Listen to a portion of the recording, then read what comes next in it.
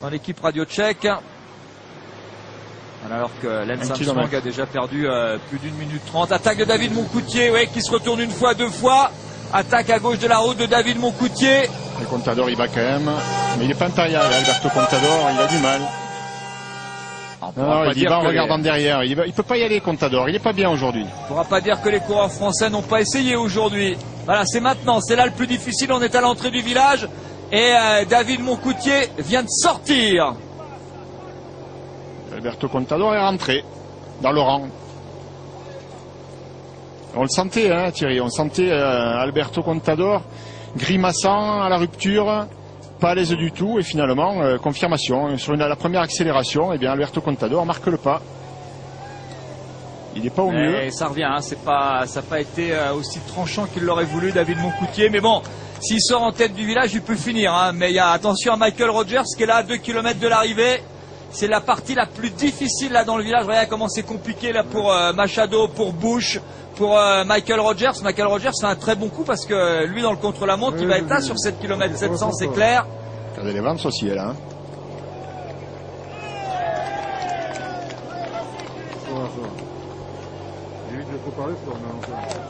Samuel Sanchez a l'air aussi. Il est plus là. C'est Machado qui va. C'est Machado qui va. Oui, Contador a coincé. Il est plus là. Alberto Contador n'est plus dans le groupe de tête. Et le voilà, le Machado en question. La peste. Ah non, mais bon, c'est pas étonnant hein, parce qu'il était tellement impressionnant. Et Pierrick Fédrigo. Il était tellement impressionnant sur Paris. Allez Pierrick. Je l'avais dit que je mettrais bien les petites piécettes sur Fédrigo. On l'avait senti serein, Pierrick. Ça se voyait, le visage, Pierrick. Puis alors, s'ils arrivent à 2, je peux vous dire. Il va arriver tout seul. Pierrick, ouais, parce que Machado, il est un peu aplati sur le guidon, là. C'est vraiment la partie la plus difficile, hein. C'est en plein centre du village d'Ospedal. Allez, Pierrick. Faut y croire, là, parce que vraiment derrière, tout le monde est à la rupture. C'est pas parti en touriste. Je pense que Fédrigo a les moyens de gagner. Cadel Evans hésite à faire l'effort. Michael Rogers aussi. Et il y a 2 coureurs de Radio Shack, ce sont pas eux qui vont rouler. Alors du coup c'est la caisse d'épargne qui s'y met. Je pense que c'est, il me semble que c'est Urban, non, le coureur de Colombia. Rigoberto Urán. De la caisse d'épargne. Ouais, de la caisse d'épargne avec Michael Rogers derrière, Cadel Evans, les 2 coureurs australiens. Ouais, mais il y a des temps morts, hein. On a déjà traversé ce village d'Ospedal. On va bientôt arriver au kilomètre. Vous voyez, ici, ça s'arrête. Et là, quand ça s'arrête, devant, ils vont prendre un peu de champ. L'information, c'est que Alberto Contador n'est pas là. Et confirmation, Monsieur Cadel Evans, le nouveau champion du monde, a changé de mentalité. Regardez, c'est lui qui va attaquer. En tout cas, il a commencé à se mettre sur les pédales. Il était prêt à attaquer. Finalement, bon, il est resté dans la roue de Urán. Pour l'instant, Thierry, il n'a pas attaqué. Sur Tirreno, il a attaqué. En début de saison, il a attaqué. Et Pierrick Fédrigo qui est toujours en tête. Regardez, l'écart est peut-être suffisant, hein, parce que c'est moins difficile sur le dernier kilomètre. Le dernier kilomètre est roulant et c'est nettement moins dur. Alors l'important, c'est dans une course de côte comme ça, c'est pour certains de ne pas perdre trop de secondes. Hein. Je pense à Rogers, je pense à Evans. Alors que Samuel Sanchez, on essaye de l'emmener là, le champion olympique. Et 17 secondes d'avance pour le duo de tête. Attention, n'oublions pas que Pierrick Fédrigo est sur 7 km 700, il sera bien. Hein. Oui, j'ai l'impression que Machado là, il a plein les soquettes, il peut pas suivre.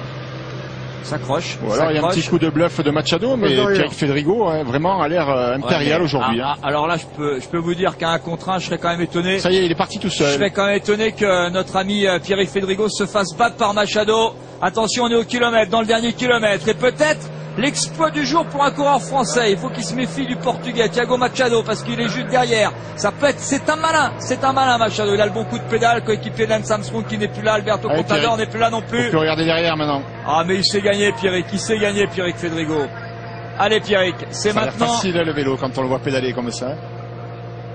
Je pense qu'il peut le faire. Là, Pierrick Fédrigo doit pouvoir tenir. Machado est à la rupture. Il a essayé de recoller, mais c'est fini. Et Pierrick Fédrigo là vient de remettre le grand plateau.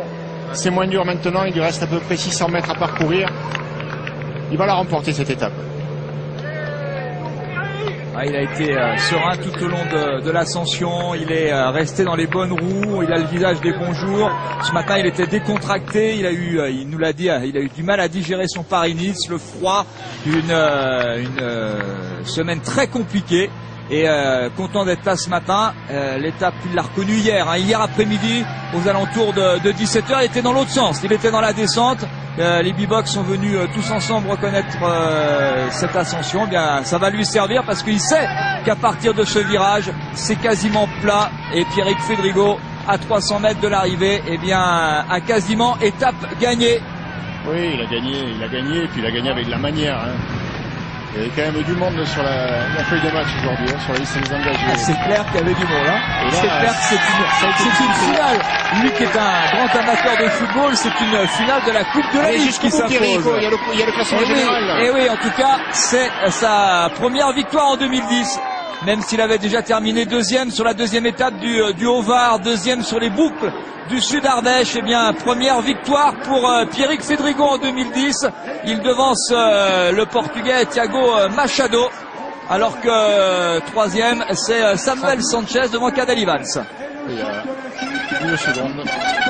Ah, ça promet du spectacle dimanche après-midi sur les 7 km 700. Je vous rappelle, hein, 15h20 en direct sur France 3.